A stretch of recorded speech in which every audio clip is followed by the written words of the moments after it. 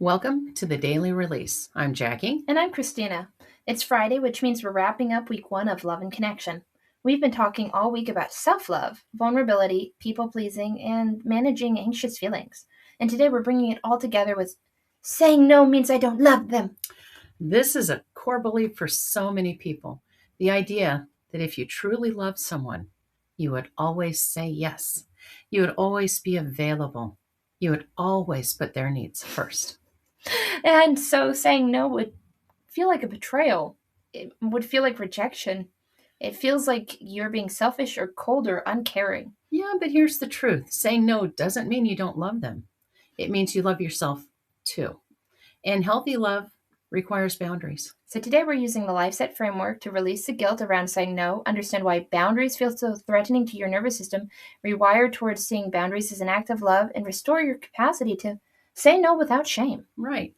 So, Jackie, what's happening in the nervous system when someone believes saying no means they don't love someone? Okay, from a naturopathic perspective, this belief keeps your body in a state of depletion. When you can't say no, you're constantly overriding your body's signals that you might need rest, space, time for yourself. Your body is telling you, I need to stop. And you're telling it, no, we have to keep going because they need us. So you're in a constant state of ignoring your own needs. Right, exactly. And over time, that creates chronic stress activation. Your body never gets to truly rest because you're always available, always on call, always saying yes, even when you have nothing left to give. And neurologically, this belief comes from environments where love was conditional, or it can. So maybe you learned that affection, attention, or approval only came when you were helpful, compliant, or available. Yeah. So your brain wired at connection because your brain loves to do that. It does. It's great at pattern recognition. Yes. Love equals yes. No equals bad, abandon, danger, rejection, disappointment. Oh. So saying no can trigger a threat response. It does. And so when you think about saying no, your amygdala flags it as a social threat. Your brain is predicting, if I say no, they'll be hurt, they'll be angry, they will withdraw, they will stop loving me. And that prediction feels unbearable. So you say yes to avoid the pain. Yeah, but here's what's actually happening. You're choosing short-term relief over long-term sustainability. I say that again and again. Yes. A lot of times people make choices that feel good right now, but long-term have terrible end results. And so without the ability to say no, you can't protect yourself. You can't restore. You just keep giving until there's nothing left. Right, and that can lead us feeling resentful. Burnt out, exhausted, just disillusioned. Like, there's nothing real. And yeah, I've been there. Okay, guys, I've tapped this one. Yes, when we were plotting out the content for this month, this was one that we're like, that's a little bit personal. Do we go through with it? And so we decided to be honest because we're not unique, and we're people, just like just like everyone else. So, guys, with this, when you say yes, when you mean no, it creates negative plasticity. It does. It can poison relationships. And even if on the surface you're like, I'm doing all these great things, you may start feeling taken advantage of, even when the other person didn't actually demand anything from you. Right. You just couldn't say no. Right. Now, from a naturopathic lens, I want to talk about what happens in your body when you chronically override your no. What do you see? All right. Exhaustion, first off.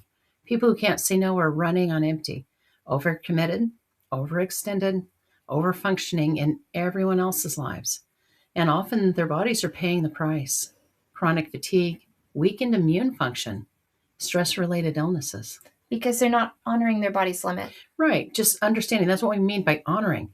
Just understanding and obeying your own body's limits. Yeah, that internal no, that resistance might be there for a reason. Exactly. The sense of, I don't have the capacity for this. That's not being selfish.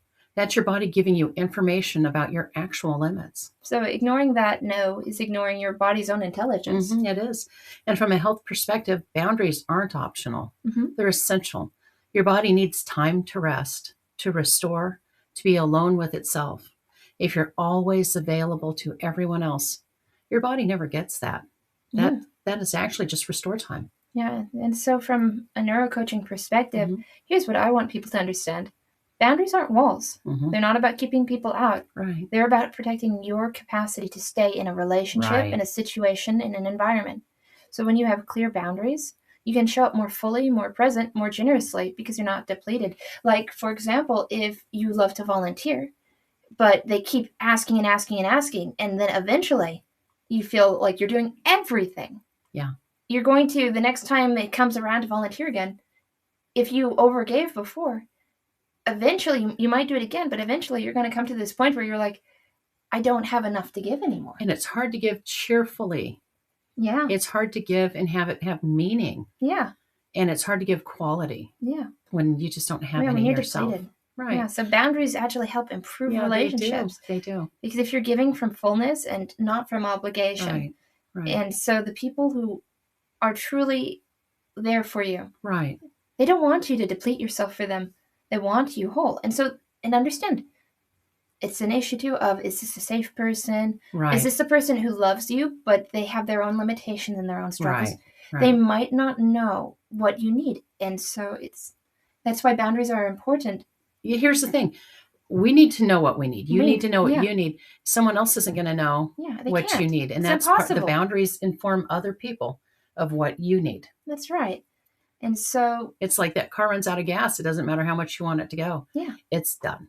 It's done. And the right people will respect your no. They will. And the ones who don't, well, that's information about the relationship. Right. Or maybe their need to grow, but it doesn't affect you and your need for boundaries. My favorite new analogy is you're on a trail and the wind blows leaves around and you don't need to pick up every leaf that comes by.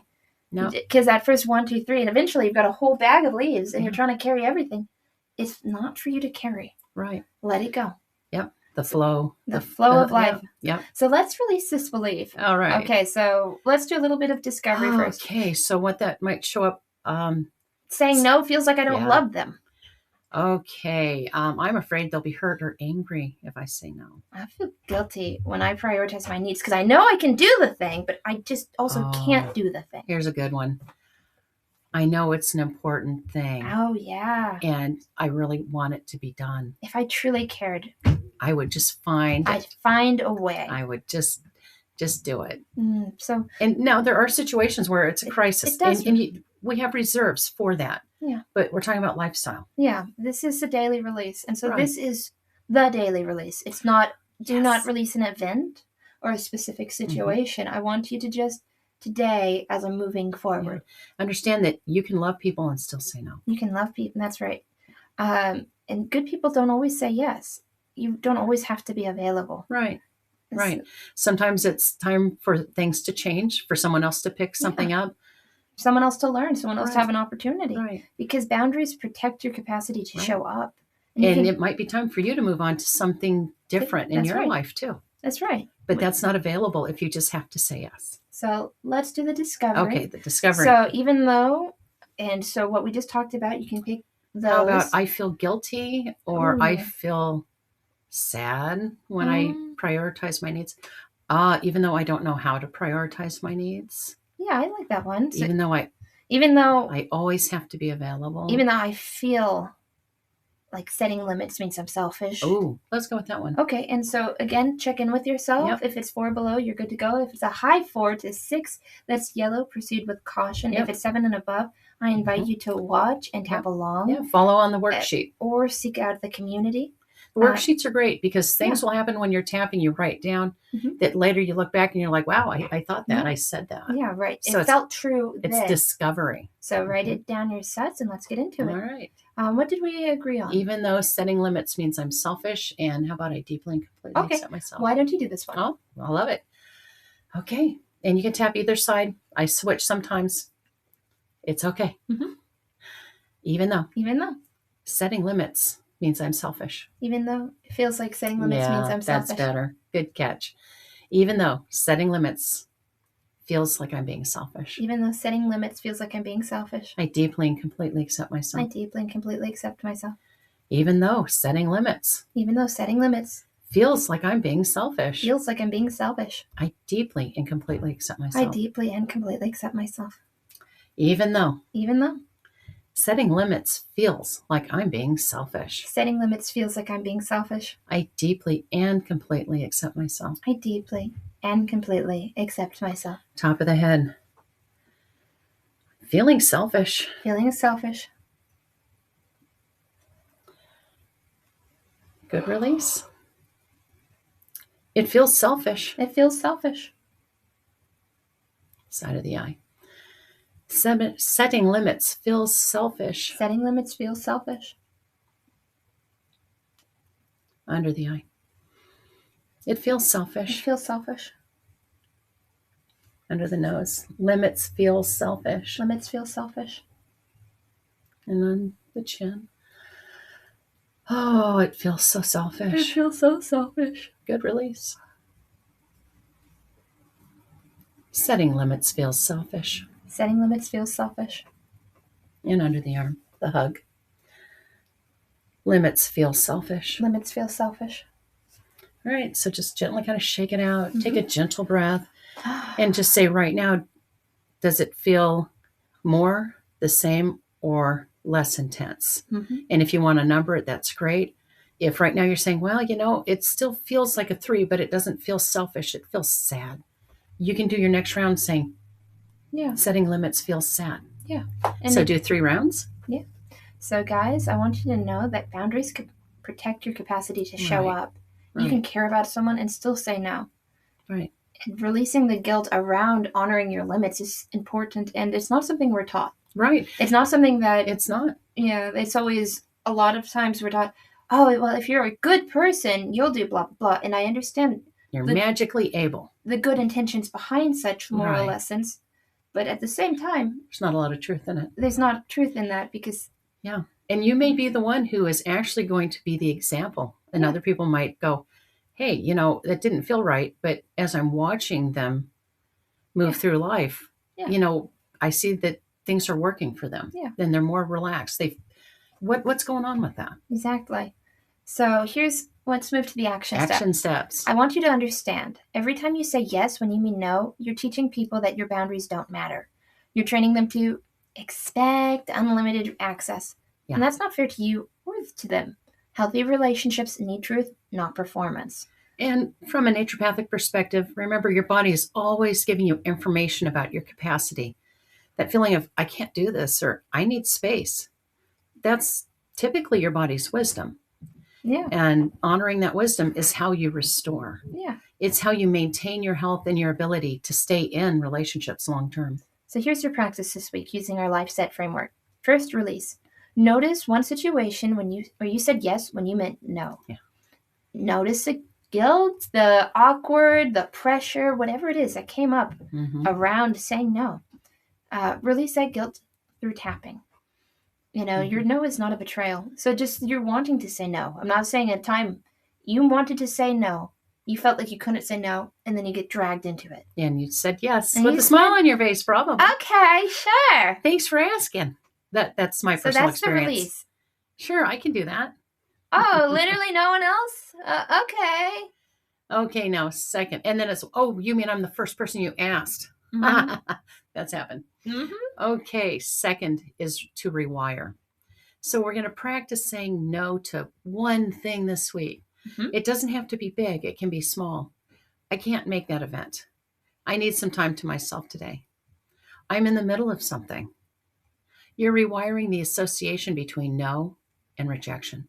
Third is restore. I want you to pay attention to what happens when you say no. Does the person respect it? Do they understand? Does your body feel relief? What you're doing is building evidence to help you restore your trust in the boundaries that they don't destroy relationships. They protect them. And notice how your energy shifts when you're not overextended. Saying no doesn't mean you don't love them. It means you're loving yourself too. And that is not selfish. That's sustainable. You're allowed to have limits. Yeah. You're allowed to prioritize your own needs. Release the guilt, rewire the belief, restore your capacity to show up from fullness, not depletion. Right. Well, and thanks for being here all week, everyone. We've covered a lot of ground. So if any of this week's topics have hit home, drop a heart in the comments. And if you want the full workbook for this, well, come see us at LifeSet Growth Hub on School, link in description. We'll see you Monday for week 2.